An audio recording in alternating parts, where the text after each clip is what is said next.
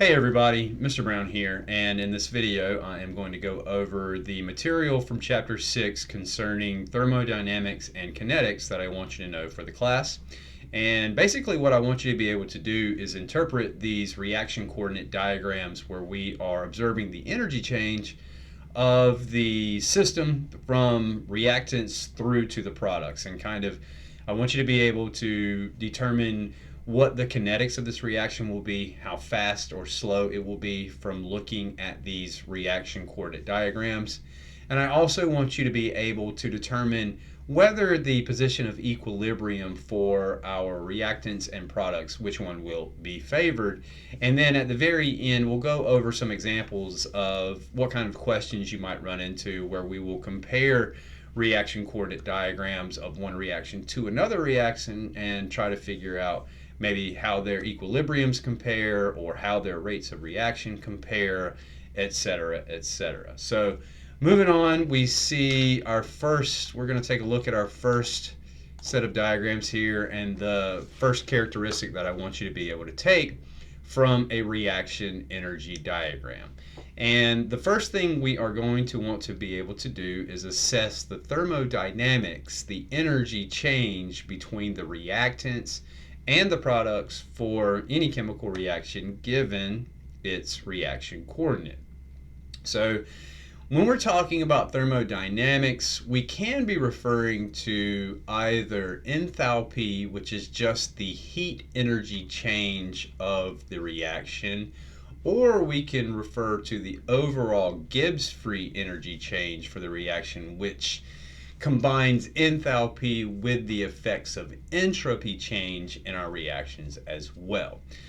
For most of our reactions, the entropy change is either zero or rather small. So a lot of times for these reaction energy coordinate diagrams, they will just use potential energy rather than Gibbs free energy. And for most of our work, we can just assume that they are pretty similar. And so what we're really looking for in any of our reaction energy coordinate diagrams concerning the thermodynamics is the difference between the energy of the starting materials. Get the laser pointer out here. The difference between the energy level or energy amount of the starting materials compared to the products. So do the reactants have more or less energy than the products? Do the reactants give off energy when they make their products, or do they have to bring in energy to make their products? And that will determine a little bit about our reactions and can tell us a little bit about the position of equilibrium between the products and reactants as well. So we see the comparisons here. If we have a negative value, and what negative value is going to mean in the case of reaction coordinate diagram is having high energy starting materials and then lower energy products. And so this value here, if we literally calculate, if we had numbers here and we took this number, which is small, and subtracted this number, which is big, we would get a negative number. And in chemistry, getting a negative number for that energy change means that the reaction had to give off energy in order to complete itself. On the other side, we see an example of a positive process where the starting materials have less energy than the products. So that means they obviously had to bring in energy to go from here to here because we end up at a higher energy level. So that's what we would consider an endothermic because we have enthalpy in this position here and here. So those are endothermic and exothermic. The same thing goes for the Gibbs free energy diagrams. We're still looking at the difference between the products and the reactants.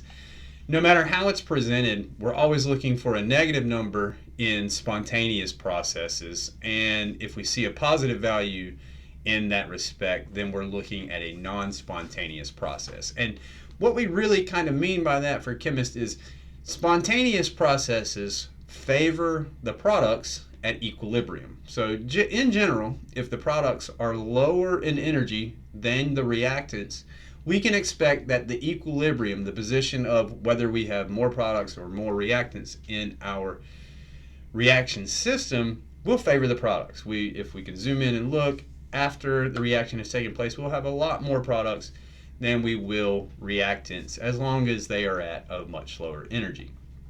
On the other hand, if the products are at a higher energy than the starting materials, then we consider that to be a non-spontaneous process. It might happen to some extent, but the position of equilibrium will heavily favor the starting materials in reaction coordinates such as we see here in blue. I now see that they're on opposite sides of each other, which might be a little bit confusing, but this one here is a positive non-spontaneous process, would favor the reactants over the products. This is a positive non-spontaneous process as well, and again, we would favor the reactants over the products. In the other two cases, in the red cases here, we would see negative values for the amount of energy change between products and reactants, and due to that, we would expect at equilibrium more products than we would reactants. So that's what we're going to look at for assessing the thermodynamics of these reaction coordinate diagrams. Just looking at them, looking at the energy difference between the reactants and the products, and using that to judge the position of equilibrium between the two. The other piece that we would like to be able to assess or determine when looking and comparing reaction coordinate diagrams is the kinetics of the reaction. What we're looking at with reaction kinetics is how quickly that equilibrium is established. How fast does the reaction happen? Can we expect it to be pretty instantaneous, or is it going to take a couple of weeks? Well, to determine those factors, what we're going to look at is something called the activation energy. The activation energy is the amount of energy necessary to move from the reactants to something we call the transition state. So the transition state is going to be here, and I'll explain in just a few minutes what a transition state is. But we can see that that's the highest energy point on our diagram. So the difference between where the reactants start and the energy they need to get to or over in order to move to the products, that is what is known as our activation energy, and that determines how fast a reaction happens. If you have a really, really large activation energy, that's going to be a slow reaction because the molecules have to meet with that particular energy in order for the reaction to take place, and if it's a lot of energy, then it's less likely for it to happen. If this hump is smaller and we have a lower activation energy, then we would expect that to be a really pretty quick reaction. And that's basically what I want you to be able to determine as far as kinetics from these reaction coordinate diagrams. Like I said, I'll go through and talk about some of the crest and dips, if you will, on these, because there's some important features at those positions. As we just mentioned in that previous note, what we have here is the transition state. So we're kind of defining what a transition state. At the top of the energy line here, if you will, the highest energy conformation or arrangement of everything involved in this chemical reaction is found at the top of this hump here, and you can see what kind of is going on. So we have a methyl bromide, and we are reacting it with a chlorine. So all we're trying to do in this reaction, we have a CH3 with one of the hydrogens replaced with a bromine. And for whatever reason, we want to substitute that with a chlorine instead of a bromine. And so we run this reaction. This is actually a pretty reaction that could be done pretty easily. And what we would see is at the moment where the chlorine is coming in and the bromine is leaving, so this is all kind of a concerted process, and there's some moment in there where the chlorine's almost there and the bromine's almost gone, where there's a lot of energy. Everything's really trying to pack in there, everything's pushing on each other, and that's just a really high energy state. And we can see that to get there, we have to transition through that high energy state, and so we call that a transition state. Now it's important to note that transition states exist transiently,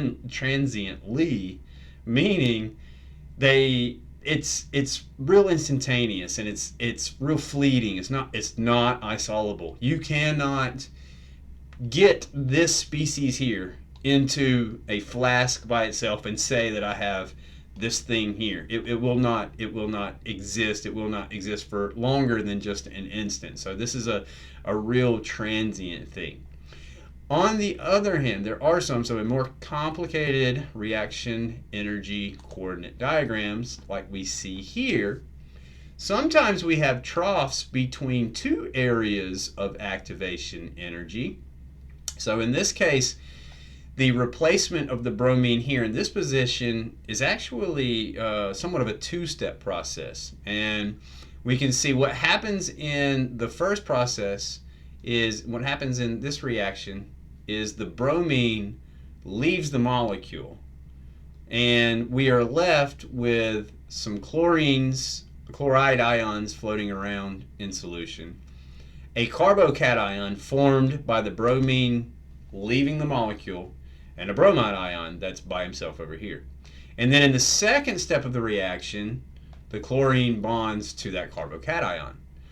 But we notice there's an energy trough here where the carbocation intermediate kind of sits and actually exists for a little bit. And this is different from a transition state because these intermediates do exist for some definable amount of time in your reactions. Now, for some intermediates, that's a short while, depending on their reactivity. For some intermediates, it can be longer, and you can leave it on your desk while you go and prepare everything and get maybe the next part of the reaction ready.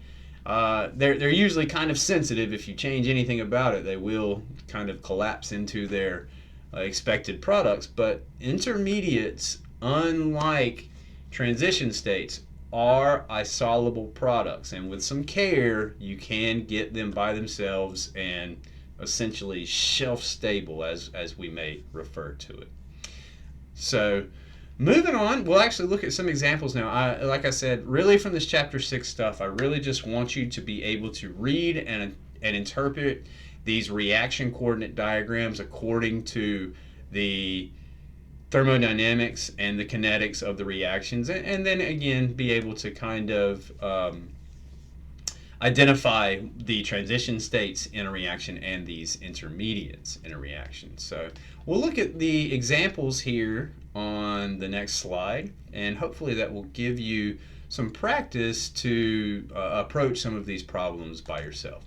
So here we go. It says, consider the relative energy diagrams for 4 different processes. I guess we'll consider these chemical reactions. 4 different chemical reactions. So we have A, B, C, and D, and all of these have a little bit different shape to them. And we'll try to figure out if we can figure out what that means. And so we see the first question here says, compare energy diagrams A and D. Assuming all other factors, such as concentrations and temperature, are identical for the 2 processes, identify which process will occur more rapidly. And so this talks to the kinetics part of the reaction coordinate diagrams. And remember, when we're talking about kinetics, whether something happens fast or slow, what we're looking to compare is the activation energy of those processes. We got a pen up here, and so activation energy is done by comparing the energy of the transition state versus the energy of the starting products.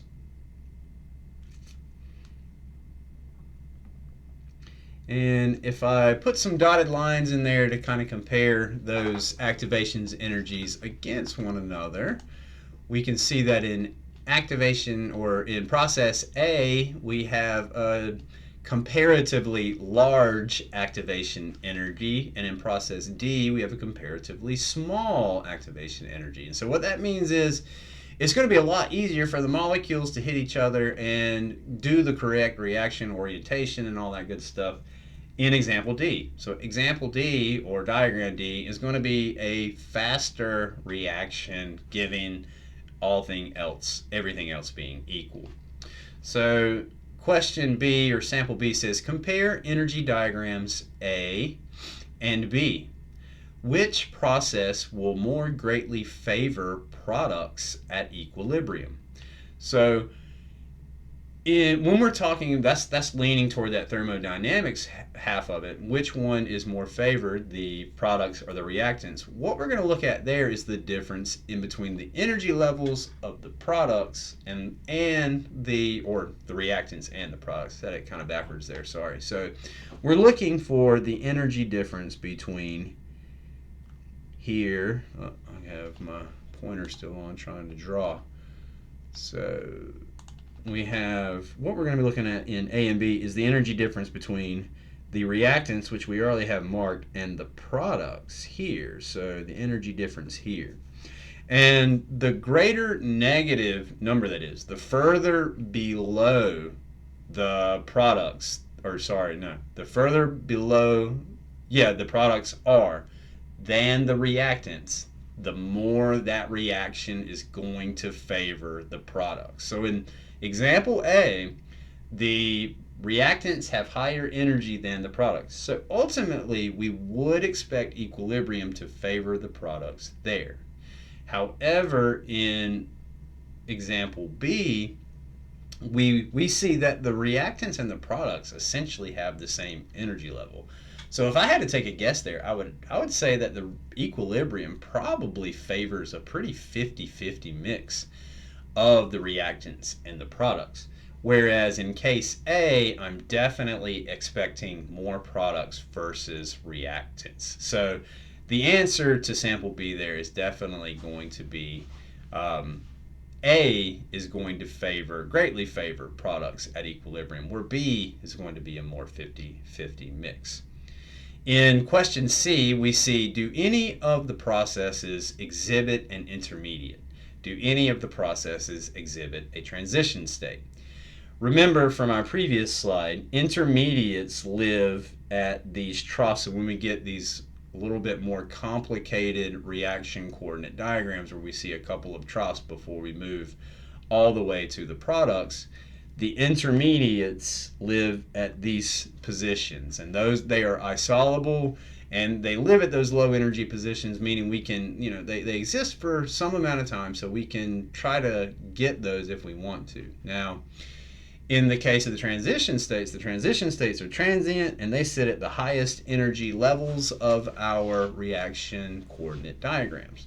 So if we're looking at diagrams A, B, C, and D, I think it's pretty easy to see that there are no transition states in any of these processes, only products and reactants. However, all four do go through a transition state. I may have said that backwards. There are no intermediates in any of A, B, C, and D because all of them just have the one hump and then back down to the products. There are transition states in all four of them, and so the transition states exist here in A, here in B, here in C, and here in D. In question D, it says compare energy diagrams A and C. In which case will the transition state resemble reactants more than products? So if we're looking at A and C, we are trying to figure out whether the transition state here looks more like the reactants or the products, and whether the transition state here looks more like the reactants or the products. That is an easy thing to judge. All you have to do is look and see which one it is closer to. So in example A, or graph A, we see that the transition state is closer in energy to the reactants than it is the products. So the transition state here will look more like the reactants than it will the products. We see the opposite in C, the transition state is closer in energy to the products than the reactants. So the transition state that we would imagine for this reaction would look a lot more visually like the products than it would the reactants. In question E, we see compare energy diagrams A and B. Assuming all other factors, identify which processes will occur more rapidly. So in E, we've got a little bit of a different, we're going back to the kinetics, but we're looking at different graphs. So if we're looking at A and B, remember activation energy is the name of the game as it comes to kinetics. So we will compare that energy here to the activation energy that we've already looked at in A there, since we've already got it drawn out. We can clearly see that the activation energy for transition state A is much lower than the activation energy for transition state B. So that's definitely going to clue us into the fact that A is going to be a much faster chemical reaction than B is. In example F, compare energy diagrams B and D. Which process will more greatly favor products at equilibrium? So comparing B to D, remember, give some erasing here now. So if we're looking at B, remember when we think about equilibrium, what we're thinking about is the difference between the energy of the reactants and the energy of the products. And so we want that number to be a really spontaneous process. We want that number to be highly negative. And so we want our products to have lower energy than our reactants to say that the equilibrium will favor those products. And that is definitely what we see in case D. In case B, again, the reactants and the products are at pretty comparable energy levels. So I would expect that to be about a 50-50 mix at equilibrium. In the case D, we see a good deal of negative change between the reactants and the products. So I would really expect that one to favor the products at equilibrium. So on the next example here, we are moving into, let's see, we've done F. So G is our last one. We'll talk about G here, and then we'll be done with it. And that really does kind of wrap up the thermodynamics and kinetics discussion that I want you to know from Chapter 6. You'll see these kinds of diagrams and questions on your test. No math or anything like that. So as long as you can understand what's going on here, you will be fine with the kinetics and the thermodynamics. We see in G here, it says compare energy diagrams C and D. In which case will the transition state resemble the products more than the reactants? And again, when we're looking at transition states, we're looking at this position here. And we're going to compare and see for both of them. So for D, the transition state is much closer in energy to the products. Or sorry, C. So for C, I would expect the transition state to be much more closely resembling the products than I would the reactants. And that's the opposite in D. The transition state is much closer in energy to the reactants than it is the products. So I would expect that the transition state looks more visually like the reactants than the products. As I just said, that's what I want you to know for the kinetics and thermodynamics from Chapter 6, how to read and interpret these reaction coordinate diagrams. I hope that gives you some confidence going forward for these types of questions. If there's anything unclear, as always, you have my email. Reach out and let me know. Thanks.